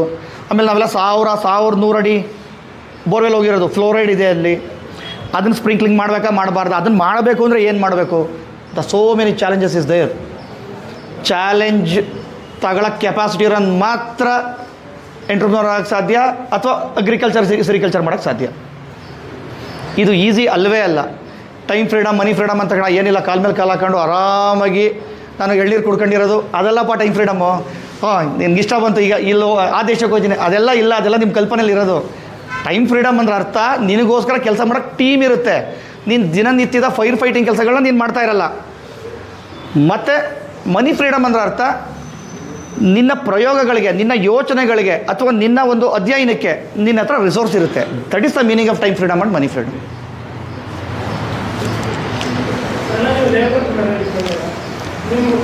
ನನ್ನ ಮನೆಯಲ್ಲಿ ದುಡಿಯೋನು ನಾನು ಮತ್ತು ನನ್ನ ಹೆಂಡತಿ ಇಬ್ಬರು ಮಾತ್ರ. ತುಂಬ ಜನ ಕೇಳ್ತಾರೆ ಯಾಕೆ ಟೂ ಮಚ್ ಮೆಕನೈಸೇಷನ್ ಬಂದಿಲ್ಲ ಸೆರಿಕಲ್ಚರ್ಲಿ. ಒಂದು, ಸೆರಿಕಲ್ಚರ್ಗೆ ಅದು ಅಫೋರ್ಡೆಬಲ್ ಅಲ್ಲ. ಎರಡನೇದು, ಕಾರ್ಪೊರೇಟ್ ರೇರಿಂಗು ಇಲ್ಲ ಇಲ್ಲಿ. ನಾವು ಚೈನಾದಲ್ಲಿ ನೋಡಿದ್ದೀವಿ 4,000 ಮೂಟೆ 5,000 ಮೂಟೆದು ಕಾರ್ಪೊರೇಟ್ ರೇರಿಂಗು ನೋಡಿದ್ದೀವಿ. ಬಟ್ ಫಾರ್ಮರ್ ಲೆವೆಲಲ್ಲಿ ಅಲ್ಲೂ ಕಮ್ಮಿನೇ, ಅಲ್ಲೂ 100 ಮೂಟೆ 200 ಮೂಟೆನೇ ಫಾರ್ಮರ್ ಲೆವೆಲಲ್ಲಿ ಇರೋದು. ಬಟ್ ಕಾರ್ಪೊರೇಟ್ ಕಂಪ್ನಿಗಳು ರೇರ್ ಮಾಡ್ತಾ ಇದೆ. ಮತ್ತು ಎಕನಾಮಿಕ್ಸು, ಯೂನಿಟ್ ಎಕನಾಮಿಕ್ಸು ಅದು ವರ್ಕ್ ಆಗುತ್ತಾ, ವರ್ಕ್ ಆಗಲ್ವಾ? ಟೆಕ್ನಾಲಜಿನ ಬಳಸಬೇಕು, ನಮಗೆ ಹೊರೆಯಾಗದಂಗೆ ಲಾಭ ಬರೋಷ್ಟು ಬಳಸಬೇಕು. ಈಗ ಉದಾಹರಣೆಗೆ ನಮ್ಮ 30 ಎಕರೆ ಗಾರ್ಡನಲ್ಲಿ ಕೆಲಸ ಮಾಡಲಿಕ್ಕೆ, ಸೀಡ್ ಪ್ರೊಡಕ್ಷನ್ ಸೆಂಟ್ರಲ್ಲಿ ಕೆಲಸ ಮಾಡಲಿಕ್ಕೆ, ಚಾಕಿ ಸೆಂಟ್ರಲ್ಲಿ ಕೆಲಸ ಮಾಡಲಿಕ್ಕೆ, ಅಡಲ್ಟ್ ರೇರಿಂಗಲ್ಲಿ ಕೆಲಸ ಮಾಡಲಿಕ್ಕೆ ಒಂದು 65-70 ಕಾರ್ಮಿಕರಿದ್ದಾರೆ. ಅದರಲ್ಲಿ 35 ಜನ ಬಿಹಾರ ಒರಿಸ್ಸಾದವರಿದ್ದಾರೆ. ಉಳಿದವರು ಒಂದು 7-8 ಊರಿಂದ ನಾವು ರಿಸೋರ್ಸ್ ಮಾಡ್ತೀವಿ ಡೈಲಿ. ನಿಮಗೆ ಏನೋ ಒಂದು ಮಾಡಬೇಕು ಅಂದರೆ ಅದು ಏನೋ ಒಂದು ಆಗುತ್ತಪ್ಪ. ಅಂಬಾನಿಗೆ 1,00,000 ಜನ ಸಿಕ್ಕರು, ನನಗೆ 50 ಜನ ಯಾಕೆ ಸಿಗಲ್ಲ? ಸಿಗ್ತಾರೆ, ಮಾಡಿಸ್ತೀನಿ. Okay, that's all. Yes, thank you.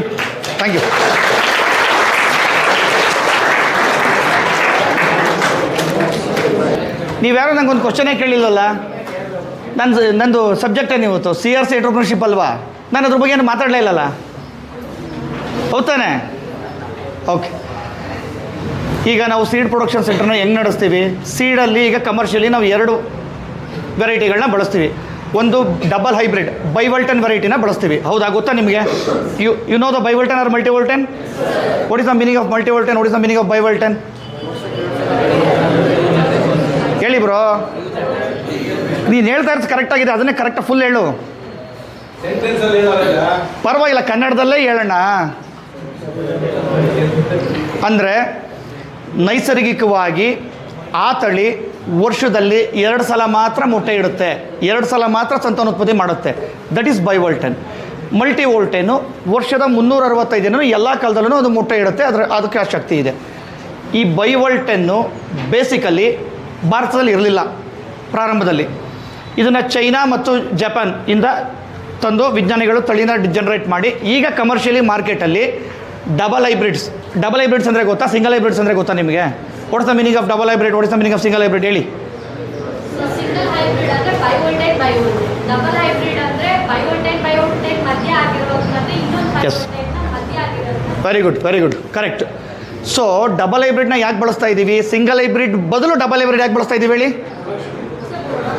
ಯಾಕೆ ಅಂದರೆ already hybrid vigour double hybridise ಆಗಿದೆಯಲ್ಲ, ಅದಕ್ಕೆ ರೋಗ ನಿರೋಧಕ ಶಕ್ತಿ ಜಾಸ್ತಿ, ಸರ್ವೈವಲಿಟಿ ಜಾಸ್ತಿ ಅನ್ನೋ ಉದ್ದೇಶಕ್ಕೆ, ಮತ್ತು ಅದರದ್ದು ಸಿಲ್ಕ್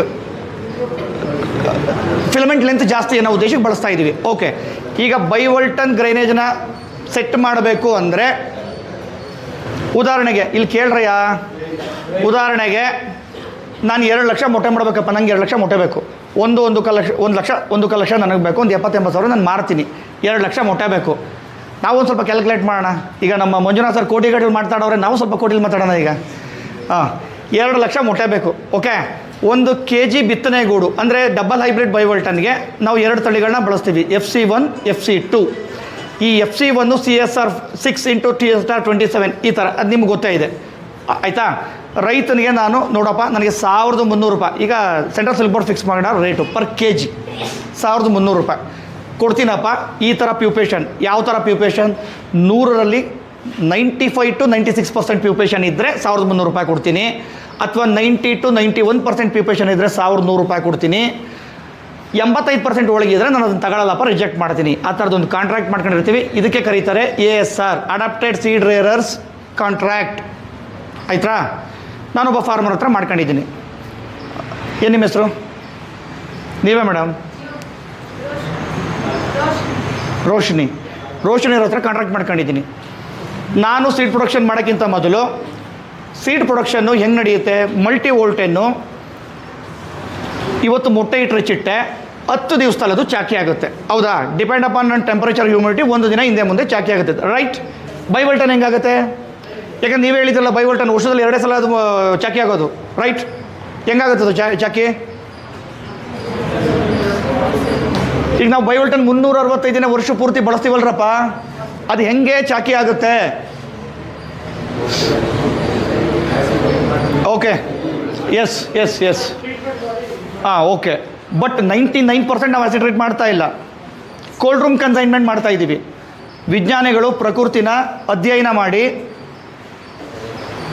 ಅದಕ್ಕೆ ಡಯಾಪಾಸಲ್ಲಿದ್ದಾಗ ಒಂದು ಭ್ರಮೆ ಬರ್ಸಿ ಆಯ್ತಪ್ಪ ಬೇಸಿಗೆ ಆಯಿತು ಹೇಳು ಅಂತ ಟೆಕ್ನಾಲಜಿನ ಜನ್ರೇಟ್ ಮಾಡಿ ಡಿಸೈರ್ಡ್ ಡೇಟಲ್ಲಿ ಹ್ಯಾಚ್ ಆಗೋ ಥರ ನಾವು ಪ್ಲ್ಯಾನ್ ಮಾಡ್ತೀವಿ ಅದನ್ನ. ಈಗ ಉದಾಹರಣೆಗೆ ನನ್ನ ಚಾಕಿ ಸೆಂಟ್ರಲ್ಲಿ ಎವ್ರಿ 4 days ಹ್ಯಾಚಿಂಗ್ ಇರುತ್ತೆ, ಎವ್ರಿ 4 days. ಒಂಚೂರು ಟೆಕ್ನಿಕಲಿ ಒಂದಿನ ಆ ಕಡೆ ಈ ಕಡೆ ಆಗ್ಬೋದು ಅಷ್ಟೇ, ಅದಕ್ಕಿಂತ ಜಾಸ್ತಿ ಆಗಲ್ಲ. ಎವ್ರಿ 4 days ಡಿಸೈರ್ಡ್, ನನಗೆ 1ನೇ ತಾರೀಕು ಚಾಕಿ ಆಗಬೇಕು, 4ನೇ ತಾರೀಕು ಆಗಬೇಕು, 8, 12, 16, 20, 24, 28 ಹಿಂಗೆ ಹ್ಯಾಚಿಂಗ್ ಡೇಟ್ಸ್ನ ಬರೆದು ಆ ಡೇಟ್ಗೆ ನಾವು ತೊಗೋತಾ ಇರ್ತೀವಿ ಇಂಡೆಂಟ್ಸ್ನ. ಹಂಗಾಗಬೇಕು ಅಂದರೆ ಕೋಲ್ಡ್ ರೂಮಲ್ಲಿ ಒಂದು ಪ್ರಾಪರ್ ಪ್ರಿಸೈಸ್ ಟೆಕ್ನಾಲಜಿ ಇದೆ. ಆ ಟೆಕ್ನಾಲಜಿಗೆ ಅನುಗುಣವಾಗಿ ನಾವು ಅದನ್ನು ರಿಲೀಸ್ ಮಾಡ್ತೀವಿ, ಹ್ಯಾಚ್ ಮಾಡ್ತೀವಿ. ರೈಟ್, ನಾವು ಬೈವಲ್ಟನ್ ಮೊಟ್ಟೆಗಳನ್ನ ಮಿನಿಮಮ್ 4 months ಇಡಬೇಕು ಒಳಗೆ.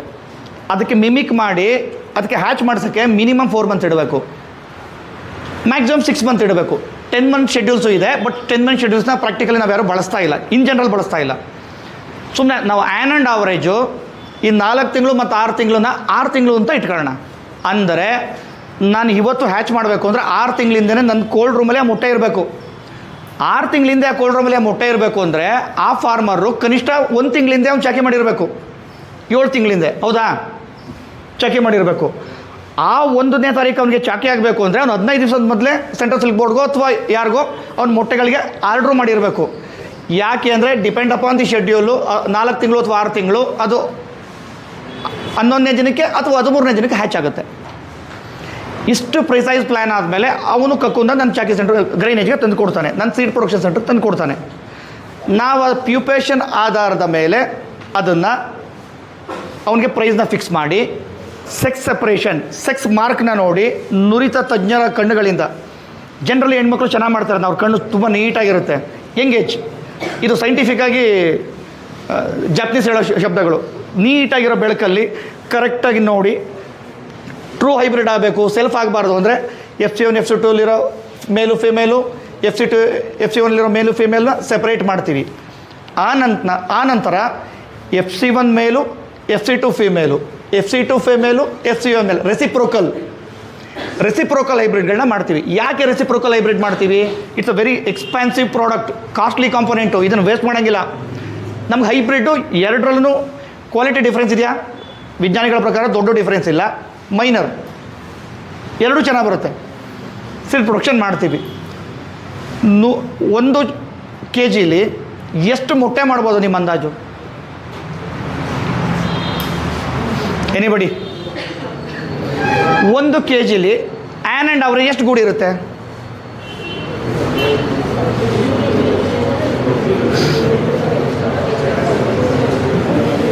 How much? ಅವಾಗ ನಿಂಬೆಹಣ್ಣು ಗಾತ್ರಕ್ಕಿರಬೇಕು, ಕಕ್ಕೂನು ನಿಂಬೆಹಣ್ಣು ಗಾತ್ರದಲ್ಲಿರಬೇಕು. 550ರಿಂದ 650ರವರೆಗೆ ಆ್ಯನ್ ಆ್ಯಂಡ್ ಅವರೇಜ್ ಇರ್ಬೋದು. 600 ಅಂತ ತಿಳ್ಕೊಳ್ಳೋಣ. 600ರಲ್ಲಿ ಸುಮ್ಮನೆ ಅಪ್ರಾಕ್ಸಿಮೇಟ್ ಅಸಂಪ್ಷನ್ನು ಒಂದು 300 ಮೇಲು, ಒಂದು 300 ಫೀಮೇಲ್ ಇರಬೇಕು. 300 ಮೇಲು 300 ಫೀಮೇಲ್ ಇದ್ಮೇಲೆ 300 ಮೊಟ್ಟೆ ಆಗುತ್ತೆ ಅಂತ ನೀವು ಅನ್ಕೋತೀರಾ? ಯಾಕೆ? ಇನ್ಫೆಕ್ಷನ್ಸು, ಲೇಟೇಜ್ ಇನ್ಫೆಕ್ಷನ್ಸು, ಮಾರ್ಟಾಲಿಟಿ, 106 ಕಾರಣದಿಂದ. ಆ್ಯನ್ ಆ್ಯಂಡ್ ಅವರೇಜು, ನಾನು ಬೈವಲ್ಟನ್ ಬಗ್ಗೆ ಮಾತ್ರ ಮಾತಾಡ್ತಾ ಇರೋದು, ಮಲ್ಟಿವಲ್ಟನ್ ಬಗ್ಗೆ ಮಾತಾಡ್ತಿಲ್ಲ, ನೀವು ಕನ್ಫ್ಯೂಸ್ ಆಗ್ತೀರಿ ಅಂತ. ನಾವು ಮೊಟ್ಟೆಗಳನ್ನು ಗ್ರಾಮ ಲೆಕ್ಕದಲ್ಲಿ ಇವತ್ತು ತೂಗುವಂಥದ್ದು. ಮೊಟ್ಟೆನ ಈ ಶೀಟ್ ಎಕ್ಸ್ನ ಯಾಕೆ ಮಾಡ್ತಾರೆ ಹೇಳಿ? ಲೂಸ್ ಎಕ್ಸ್ನ ಯಾಕೆ ಮಾಡ್ತಾರೆ? ಲೂಸ್ ಎಕ್ಸ್ ಫಾರ್ಮೆಟಲ್ಲಿ ಮೊಟ್ಟೆನ ಯಾಕೆ ಮಾಡ್ತಾರೆ? ಈಗ ಮಲ್ಟಿವಲ್ಟನ್ ಬಗ್ಗೆ ಮಾತಾಡೋದೇ ಬೇಡ, ಲೂಸ್ ಎಕ್ಸ್ನ ಮೊಟ್ಟೆ ಯಾಕೆ ಮಾಡ್ತಾರೆ? ಮೊಟ್ಟೆನ ಶೀಟ್ ಮೇಲೆ ಇಡ್ಸೋದು ಈಸಿ ಅಲ್ವಾ? ಲೂಸ್ ಎಕ್ಸ್ ಯಾಕೆ ಮಾಡ್ತಾರೆ? ಅದಕ್ಕೆ ಮುಖ್ಯ ಕಾರಣ 4 months 6 months ನಾವು ಶೆಡ್ಯೂಲಲ್ಲಿ ಇಡಲಿಕ್ಕೆ ದೊಡ್ಡ ಕೋಲ್ಡ್ ರೂಮ್ ಇನ್ಫ್ರಾಸ್ಟ್ರಕ್ಚರ್ಸ್ ಬೇಕು. 5 degree, 7.5 degree, 2.5 degree, 5 degree, 7.5 degree, 10 degree, 15, 20, 25 ಈ ಥರ ಕೋಲ್ಡ್ ರೂಮ್ಗಳಲ್ಲಿ ಇಷ್ಟಿಷ್ಟು ದಿನ ಇಷ್ಟಿಷ್ಟು ಸೈಂಟಿಸ್ಟ್ಗಳನ್ನು ಪ್ರಿಸೈಸಾಗಿ ರೆಡಿ ಮಾಡಿದ್ದಾರೆ. ಇವತ್ತು ಈಸ್ಟಿವೇಷನ್ ಪೀರಿಯಡ್ ಅಂತ ಕರಿತೀವಿ. ಮೊಟ್ಟೆನ ಎತ್ತಿದ್ರೆ ಅದನ್ನು 6 ತಿಂಗಳು ಕಳಿಸೋದಾದರೆ 20 days, 4 months ಶೆಡ್ಯೂಲ್ ಇಡೋದಾದರೆ 10 days, 25 ಡಿಗ್ರಿಲಿ 85% ಹ್ಯೂಮಿಡಿಟಿಲಿ ಇಟ್ಟಿರ್ತೀವಿ. ಅದಾದ ನಂತರ 25 ಡಿಗ್ರಿಯಿಂದ ಅದು 15 ಡಿಗ್ರಿಗೆ ಹೋಗುತ್ತೆ, ಅಲ್ಲಿ 2-3 ದಿನ ಇರುತ್ತೆ. ಆಮೇಲೆ 10 ಡಿಗ್ರಿಗೆ ಹೋಗುತ್ತೆ, ಅಲ್ಲಿ ಸ್ವಲ್ಪ ದಿನ ಇರುತ್ತೆ. ಅತಿ ಹೆಚ್ಚು ಇರೋದು 7.5 ಡಿಗ್ರಿಲಿ. ಹಿಂಗೆ ಶೆಡ್ಯೂಲ್ ಮಾಡಿ ಹಿಂಗೆ ಕಳಿಸಿ ಹಂಗೆ ವಾಪಸ್ ತೆಗೆದು ರಿಲೀಸ್ ಮಾಡ್ತೀವಿ. It's a scientific process. It's scientific process. 1 kg ಈಗ government of central silk board ಏನು ಹೇಳುತ್ತೆ ಅಂದರೆ 100 ಮೊಟ್ಟೆಗಳು ಅಂದರೆ 36 ಗ್ರಾಮ್ಸ್ ಅಂತ ಡಿಕ್ಲೇರ್ ಮಾಡಿದೆ. ಗ್ರಾಮಲ್ಲಿ ಯಾಕೆ ಅಂದರೆ ಒಂದು ಚಿಟ್ಟೆ 300 ಮೊಟ್ಟೆನೂ ಇಡ್ಬೋದು, 400 ಇಡ್ಬೋದು, 500 ಇಡ್ಬೋದು. It's depend upon the vigour, quality. ನಾವು ಆವ್ರೇಜಾಗಿ ಈಕ್ವಲಾಗಿ ಸಂಖ್ಯೆನ ರೈತರಿಗೆ ಕೊಡಲಿಕ್ಕೆ ನಾವು ತೂಕ ಮಾಡಿದಾಗ ಆ್ಯನ್ ಆ್ಯಂಡ್ ಆವ್ರೇಜು ಅಷ್ಟು ಸಂಖ್ಯೆ ಬರುತ್ತೆ ಅನ್ನೋದು ಒಂದು ಇದಷ್ಟೇ. ಅದನ್ನು ನಾವು ಅಂದರೆ 7 ತಿಂಗಳು 7.5 ತಿಂಗಳು ಮೊದಲೇ ಪ್ಲ್ಯಾನ್ ಆದರೆ 6 ತಿಂಗಳು ಶೆಡ್ಯೂಲ್ಗೆ ನಾನು ಇಲ್ಲಿ ಇಡೋಕ್ಕೆ ಸಾಧ್ಯ. ಇಷ್ಟೆಲ್ಲ ಪ್ಲ್ಯಾನಿಂಗ್ ಇಡಬೇಕು. 1 kg ಬೆಲೆ 1300 ರೂಪಾಯಿ. ಸರಾಸರಿ 100 ಮೊಟ್ಟೆಗೆ 36 ಗ್ರಾಮು. 1 kg ಗೂಡಲ್ಲಿ ಆ್ಯನ್ ಆ್ಯಂಡ್ ಆವ್ರೇಜು 65ರಿಂದ 70 ಗ್ರಾಮ್ ಮೊಟ್ಟೆ ಆಗುತ್ತೆ. 70 ಗ್ರಾಮ್ ಮೊಟ್ಟೆ ಅಂತ ಇಟ್ಕೊಳ್ಳಿ. ಎಷ್ಟು ಮೊಟ್ಟೆ ಆಯಿತು 1 kg? 200 ಅಂತ ಅಂದ್ಕೊಳ್ಳಿ. 195 ಅಲ್ಲ ಬೇಡ, 200 ಮೊಟ್ಟೆ. 200 ಮೊಟ್ಟೆ ಮಾಡಲಿಕ್ಕೆ ನನಗೆ ಪ್ರೊಸೆಸಿಂಗ್ ಕಾಸ್ಟು ಇದು 1300 ರೂಪಾಯಿ ಬಿತ್ತನೆ ಗೂಡು. ಓಕೆ, 2 ಲಕ್ಷ ಮೊಟ್ಟೆ ಮಾಡಲಿಕ್ಕೆ ಎಷ್ಟು ಗೂಡು ಬೇಕು ತಿಂಗಳಿಗೆ? ಏನಿಬಿಡಿ ಕ್ಯಾಲ್ಕುಲೇಟ್ ಮಾಡ್ಬೋದಾ? ಸಿಂಪಲ್ ಕಣ್ರಪ್ಪ. 1 kgಗೆ 200 ಮೊಟ್ಟೆ ಮಾಡ್ತಾ ಇದ್ದೀವಲ್ಲಪ್ಪ. 2 ಲಕ್ಷ ಮೊಟ್ಟೆಗೆ ಎಷ್ಟು ಬೇಕಪ್ಪ? 1000 kg ಬೇಕು. 1000 kg ಇಂಟು 1300 ರೂಪಾಯಿ ಎಷ್ಟಾಯ್ತಪ್ಪ ಪ್ರೈಸು?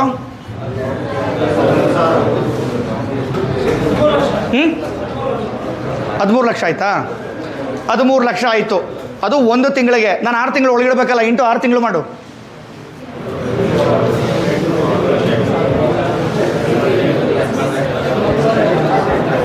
ಹೇಳಿ ಸರ್. 78 ಲಕ್ಷ. ಮತ್ತು ಗ್ರೈನೇಜಲ್ಲಿ ಎಂಪ್ಲಾಯ್ಗಳನ್ನ ಹ್ಯಾಂಡ್ಲ್ ಮಾಡ್ತೀವಿ, ಎಲೆಕ್ಟ್ರಿಸಿಟಿ, ಮತ್ತೊಂದು ಆಪರೇಷನಲ್ ಕಾಸ್ಟ್. ಉದಾಹರಣೆಗೆ ಅದರಲ್ಲಿ PC ಕಟ್ಕೊಂಡು ಬರುತ್ತಲ್ಲ, ಅದನ್ನು ಎಂಪ್ಲಾಯಿಗಳ ಸ್ಯಾಲ್ರಿಗೆ ನಾವು ಸಮ ಮಾಡ್ಬೋದು. ಒಂಚೂರು ಹೆಚ್ಚು ಕಮ್ಮಿ ನಡೆಯುತ್ತೆ, ಅಲ್ಲಿಗೆ ಒಂದು ಸ್ವಲ್ಪ ಅಲ್ಲಿಗೆ ಆಗುತ್ತೆ. ಎಲೆಕ್ಟ್ರಿಸಿಟಿ, ಡೀಸೆಲ್, ಮೊಟ್ಟೆ ಶೀಟ್ಸು, ಮಣ್ಣು ಮಸಿ, ಟ್ರಾನ್ಸ್ಪೋರ್ಟಿಂಗು, ಹೋಗೋದು ಬರೋದು, ಅದು ಇದು. ಆ್ಯನ್ ಆ್ಯಂಡ್ ಆವ್ರೇಜು ಎಷ್ಟು ಲಕ್ಷ ಬಂತದು? 78 ಲಕ್ಷ ಬಂತು. ಗ್ರೈನೇಜ್ ಇನ್ಫ್ರಾಸ್ಟ್ರಕ್ಚರು, ದುಡ್ಡು, ಅದ್ರ ಬಗ್ಗೆ ನಾನು ಏನೂ ಮಾತಾಡಿಲ್ಲ. ಅದು ಆಲ್ರೆಡಿ ಐತೆ ಅಂತ ಕಲ್ಪನೆ ಅಷ್ಟೇ. ಅದು ಒಂದು ಗ್ರೈನೇಜ್ ಮಾಡಲಿಕ್ಕೆ ಎಷ್ಟು ಖರ್ಚಾಗುತ್ತೆ ಅನ್ನೋದು ಡಿಫ್ರೆಂಟ್. ನಿಮ್ಮ ಕೆಪಾಸಿಟಿ ತಕ್ಕಂತ ಖರ್ಚಾಗುತ್ತದು. 1 ಕೋಟಿ ರಿವಾಲ್ವಿಂಗ್ ಫಂಡ್ ಬೇಕು ಬೈವಲ್ಟನ್ ಸೀಡ್ ಮೊಟ್ಟೆ ಮಾಡಲಿಕ್ಕೆ. ಹೇಗೇನು ಇನ್ನೂ ಸ್ಟೋರಿ ಮುಗ್ದಿಲ್ಲ ಇಂಗ್ಲೀಷರು. ಏನು ನೀವು ಪ್ಲ್ಯಾನ್ ಮಾಡಿಬಿಟ್ಟಿದ್ದೀರಿ, ನನಗೆ 2 ಲಕ್ಷ ಮೊಟ್ಟೆ ಹೋಗೇ ಹೋಗುತ್ತೆ ಅಂತ. ಮಳೆ ಬರಲಿಲ್ಲ, ಅಥವಾ ನಿನ್ನ ಕ್ಲೈಂಟು ಕೈ ಕೊಟ್ಟ, ಯಾಕೋ ಅಣ್ಣ ನನಗೆ ನಿನಗಿಂತ ಅವ್ನು ಸ್ವಲ್ಪ ಚೀಪಾಗಿ ಕೊಡ್ತಾನೆ, ಅಥವಾ ಕ್ವಾಂಟಿಟಿ ಜಾಸ್ತಿ ಕೊಡ್ತಾನೆ, ಅಥವಾ ಕ್ರೆಡಿಟ್ ಸೈಕಲ್ ಕೊಡ್ತಾನೆ ಅಂತ ನಿನ್ನ ಕ್ಲೈಂಟು ನಿನಗೆ ಕೈ ಕೊಟ್ಟ, ಏನು ಮಾಡ್ತೀಯ ಮೊಟ್ಟೆನ?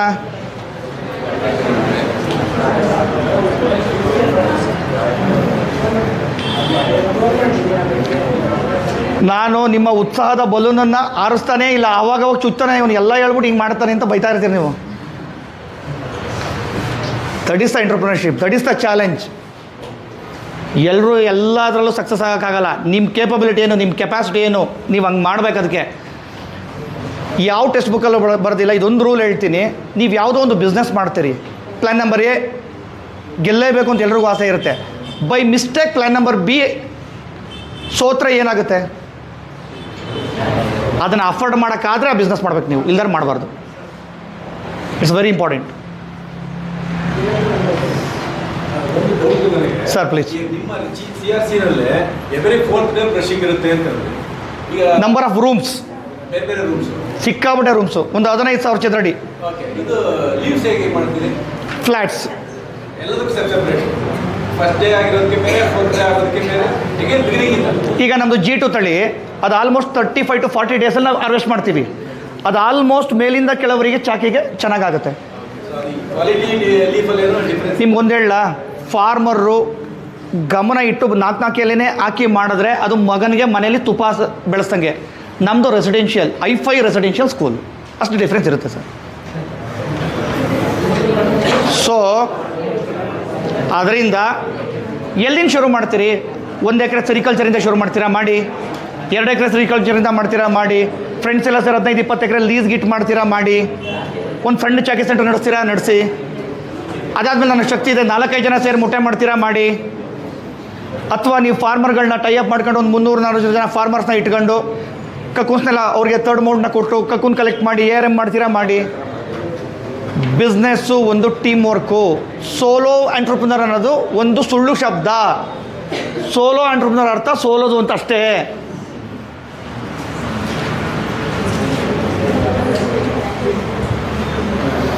ಸೀಡ್ ಪ್ರೊಡಕ್ಷನ್ ಸೆಂಟ್ರು, ವಿಪರೀತ ರಿವಾಲ್ವಿಂಗ್ ಫಂಡು, ಎಕ್ಸ್ಪರ್ಟ್ ಕೆಲಸಗಾರರು, ದಿ ಲಾರ್ಜ್ ಸ್ಕೇಲ್ ಇನ್ಫ್ರಾಸ್ಟ್ರಕ್ಚರ್ ಬೇಕಾಗಿರೋದ್ರಿಂದ ತುಂಬ ಜನ ಅದಕ್ಕೆ ಬಂದಿಲ್ಲ. That is the fact. CRCನ ಸಣ್ಣ ಮಟ್ಟದಲ್ಲೂ ಶುರು ಮಾಡ್ಬೋದು. ಆಯಿತು, ಇದು ಒಂದು ಹೇಳ್ಬಿಡ್ತೀನಿ. ಬಿಸ್ನೆಸ್ಸಲ್ಲಿ ರೆಡ್ ಓಷನ್ ಅಂತ ಕರೀತಾರೆ, ಗೊತ್ತಾ? Anybody hear the name red ocean? Blood bath. ಕೆಟ್ಟ ಕಾಂಪಿಟೇಷನ್ನು, ಭಯಂಕರ ಕಾಂಪಿಟೇಷನು, ವಿಪರೀತ ಲೋ ಪ್ರೈಸು. ಯಾಕೆ? CRCನ 100 ತಟ್ಟೆ ಇಟ್ಕೊಂಡು 20 ಅಡಿ ಮನೆ ಇಟ್ಕೊಂಡು ಯಾರು ಬೇಕಾದ್ರೂ ಶುರು ಮಾಡಿಬಿಡ್ತಾರೆ. ಅವ್ರಿಗೇನು ಗೊತ್ತಿಲ್ಲದೆ ಇರಲಿ, ಇನ್ಫ್ರಾಸ್ಟ್ರಕ್ಚರ್ ಇರಲಿ, ಇಲ್ಲದೆ ಹೋಗಲಿ, ಅಂದರೆ ಅದನ್ನು ಶುರು ಮಾಡೋದು ಈಸಿ, ಅದಕ್ಕೆ ಎಲ್ಲ ಮಾಡ್ತಾರೆ. ಇನ್ನು ಮುಂದಕ್ಕೆ ಇದೆಲ್ಲ ನಡೆಯಲ್ಲ. ಕರೆಕ್ಟಾಗಿರೋ ಜನಗಳ ಜೊತೆ ನೀವು ಟೈ ಅಪ್ ಆಗಲಿಲ್ಲ ಅಂದರೆ ನೀವೇನೇ ಕ್ವಾಲಿಟಿ ಇದ್ದರೂ ನೀವು ಮುಳುಗ್ತಿರ ಜೊತೆಲಿ. ಸೆರಿಕಲ್ಚರ್ ಒಂದು ದೊಡ್ಡ ಚೈನು. ರೇಷ್ಮೆ ಮೊಟ್ಟೆಗಳು ಬಿತ್ತನೆಗೂಡು, ಮೊಟ್ಟೆಗಳು ಮಾಡೋದು, ಚಾಕಿ ಮಾಡೋದು, ಅಡಲ್ಟ್ ರೇರಿಂಗು, ಅದನ್ನು ರೀಲಿಂಗ್ ಮಾಡೋದು, ಆಮೇಲೆ ಅದನ್ನು ಟ್ವಿಸ್ಟ್ ಮಾಡೋದು, ಆಮೇಲೆ ಡೈ ಮಾಡೋದು, ಆನಂತರ ವ್ಯೂ ಮಾಡೋದು, ಒಂದು ಬ್ರ್ಯಾಂಡ್ ಮಾಡಿ ಮಾರೋದು. ಇಷ್ಟು ದೊಡ್ಡ ಚೈನಲ್ಲಿ ಒಬ್ಬನಿಗೊಬ್ಬನಿಗೆ ಸಂಬಂಧನೇ ಇಲ್ಲ. ಇದೆಲ್ಲ ಚೈನು ಒಬ್ಬ ಮಾಡಿದ್ರೆ ಹೀ ಕ್ರಿಯೇಟ್ಸ್ ದ ಹಿಸ್ಟ್ರಿ. ಇಂಡಿಯಾದಲ್ಲಿ ನನಗೆ ಗೊತ್ತಿರೋ ಯಾರೂ ಮಾಡಿಲ್ಲ. ಥೈಲ್ಯಾಂಡಲ್ಲಿ ಚುಲ್ತಾಯ್ ಸಿಲ್ಫ್ ಕಂಪನಿ ಅಂತ ಒಂದಿದೆ, ಅವ್ರು ಮಾಡ್ತಾರೆ. ನಾನು ಪ್ರಮಾಣ ಕೇಳ್ತಾ ಇಲ್ಲ, ಕ್ವಾಂಟಿಟಿ ಕೇಳ್ತಾ ಇಲ್ಲ. ಅದು ಸಣ್ಣದೇ ಇರ್ಬೋದು, ದೊಡ್ಡದೇ ಇರ್ಬೋದು. ಒಂದು ಚೈನನ್ನು ಯಾರು ಫಿಲ್ ಮಾಡಿದ್ರೆ ಅದೊಂದು ಬ್ಯೂಟಿಫುಲ್ ಹಾರ ಆಗಿರುತ್ತೆ. ಅದು ಯಾವತ್ತೂ ಎಕ್ಸ್ಪೆನ್ಸಿವ್ ಚೈನ್ ಆಗಿರುತ್ತೆ. ನಿಮ್ಮ ಜನ್ರೇಷನ್ಗೆ ಅದು ಅನ್ನ ಕೊಡುತ್ತೆ. ನಿಮ್ಮ ಜನ್ರೇಷನ್ ಅದು ಬೇರೆ ಲೆವೆಲ್ಗೆ ಎತ್ಕೊಂಡು ಹೋಗುತ್ತೆ. ನೂರಾರು ಜನ, ಸಾವಿರಾರು ಜನ ಫಾರ್ಮರ್ಸು ಕೊಡ್ತೀವಿ.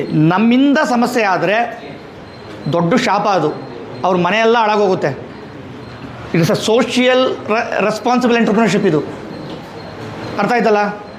ಸುಮ್ಮನೆ ನಮ್ಮ ತಲೆಯೆಲ್ಲ ಬಂದಂಗೆ ಮಾಡೋಂಗಿಲ್ಲ. ನಾವು ಪ್ರೀಸೈಜಾಗಿ ಮಾಡಬೇಕು, ಇಲ್ಲಾರು ಮಾಡಬಾರ್ದು. ಆದ್ದರಿಂದ ನಾವು ಶೆಡ್ಯೂಲ್ಗೆ ಹೋಗ್ತೀವಿ ಸರ್. ಇಲ್ಲ, ಮೈಸೂರು.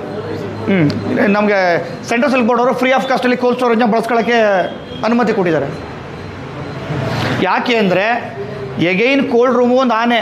ನನ್ನ ಲೆವೆಲ್ಗೆ ಅದು 50 ಲಕ್ಷ ಬೇಕು ಕೋಲ್ಡ್ ರೂಮ್ ಮಾಡೋಕ್ಕೆ. ಅದನ್ನು ಮೈಂಟೈನ್ ಮಾಡೋಕ್ಕೆ ತಿಂಗಳಿಗೆ 70,000 ಬೇಕು. ಅದಕ್ಕೊಬ್ಬ ಟೆಕ್ನಿಷಿಯನ್ ಬೇಕು. ಎಕನಾಮಿಕ್ ವಯಬಲ್ ಅಲ್ಲ. ಇವರು ಸೆಂಟ್ರಲೈಸ್ಡ್ ಆಗಿ ಮಾಡ್ತಾರೆ. ಇದು 1.25 ಕೋಟಿ annually capacity.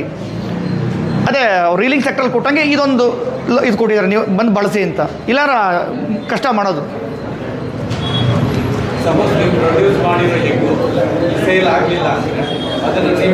Right up, discard. ಅದಕ್ಕೇ ಒಂದು ಈಸಿಯಾಗಿ ಮಾಡೋ ಕೆಲಸನ ಎಲ್ಲ ಬಂದು ಮಾಡ್ತಾರೆ. ಡಿಫಿಕಲ್ಟ್ ಕೆಲಸನ ಯಾರೂ ಮಾಡಲ್ಲ. ಯಾಕೆಂದ್ರೆ ಅವ್ರಿಗೆ ಅರ್ಥ ಆಗುತ್ತೆ ಇದು ಸುರುತ್ತೆ ಕೈ ಅಂತ.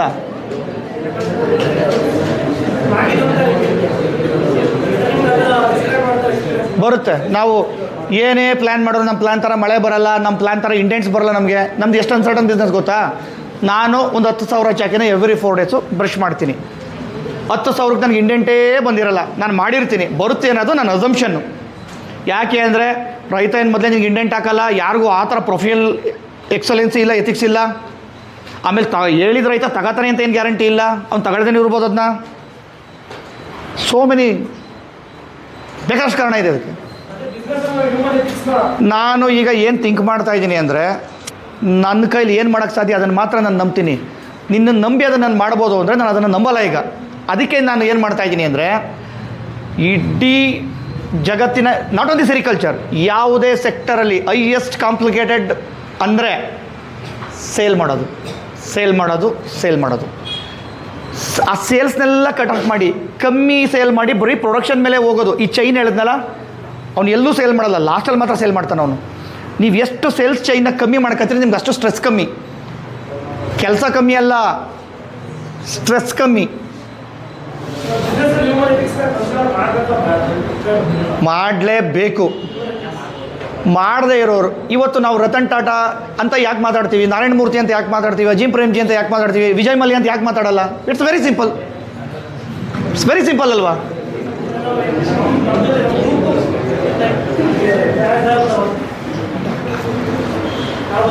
ಮದುವೆ ಆಗಿ ನೀನು ಹೆಂಡತಿ ಜೊತೆ ನೀನು ಸಂಸಾರ ಮಾಡೋದು ಎಷ್ಟು ಹೊಂದಾಣಿಕೆ ಬೇಕೋ, ಪಾರ್ಟ್ನರ್ಶಿಪ್ ಮಾಡೋಕ್ಕೆ ಅಷ್ಟು ಹೊಂದಾಣಿಕೆ ಬೇಕು. ಅದನ್ನು ನಾನು ಎಂದೂ ಪಾರ್ಟ್ನರ್ಶಿಪ್ ಮಾಡಲ್ಲ. ಪರ್ಸ್ನಲಿ ನಾನು ಮಾಡಲ್ಲ.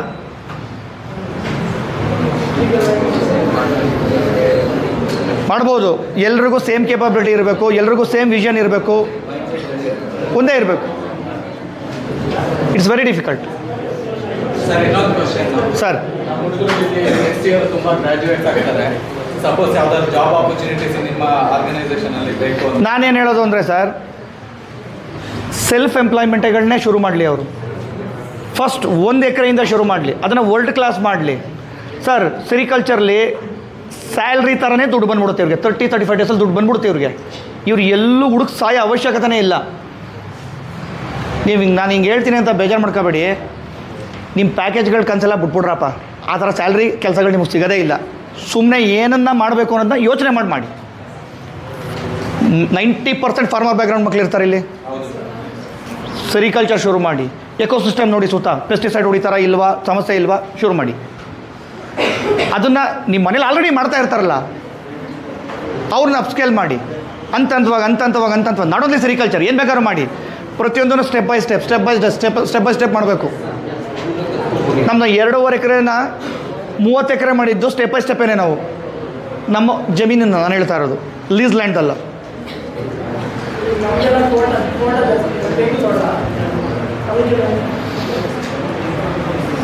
ಉತ್ಸಾಹ ಇದ್ದರೆ, ಈಗ ನಮ್ಮ ಸ್ನೇಹಿತರು ಸಂತೋಷ್ ಅವರು 104 ಎಕರೆ ಒಂದೇ ಫ್ಲಾಟ್ ಮಾಡಿದ್ದಾರೆ ಅಂತ ಹೇಳಿದ್ನಲ್ಲ, ಆಂಧ್ರ ಪ್ರದೇಶಲ್ಲಿ. ಯಾವುದಪ್ಪ ಅದು? ಲೇಪಾಕ್ಷಿ ಹತ್ರ ಎಕರೆಗೆ 18,000 to 20,000 ರೂಪಾಯಿ, 10 ವರ್ಷ ಕಾಂಟ್ರ್ಯಾಕ್ಟು, ಆ ಥರ ಪ್ರಾಜೆಕ್ಟ್ ಮಾಡಿದ್ದಾರೆ. ಎಕರೆಗೆ 20-25 ಸಾವಿರ ಕೊಟ್ಟರೆ 7-8 ವರ್ಷ ಅವ್ರು ನಿನಗೆ ಕಾಂಟ್ರಾಕ್ಟ್ ಮಾಡಿದ್ರೆ ನೀನು ಮಾಡ್ಬೋದು.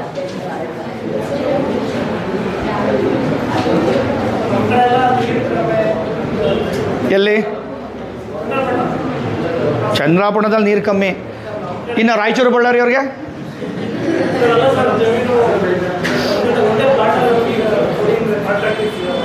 ನನಗೆ ಒಂದು ಹುಚ್ಚು ಯೋಚನೆ ಇತ್ತು. ಯಾವಾಗ ಅಂದರೆ 2012-13ರಲ್ಲಿ ಉಗಾಂಡಾಗ ರೆವಾಂಡಾಗ ಹೋಗ್ಬಿಟ್ಟು 4-5 ಎಕರೆ ತಗೊಂಡು ಮಾಡಬೇಕು ಅನ್ನೋದೆಲ್ಲ ಮೈಂಡಲ್ಲಿ ಇತ್ತು ನನಗೆ.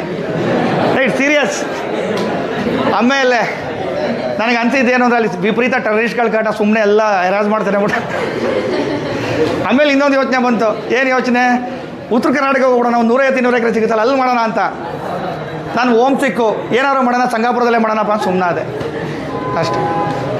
Thank you.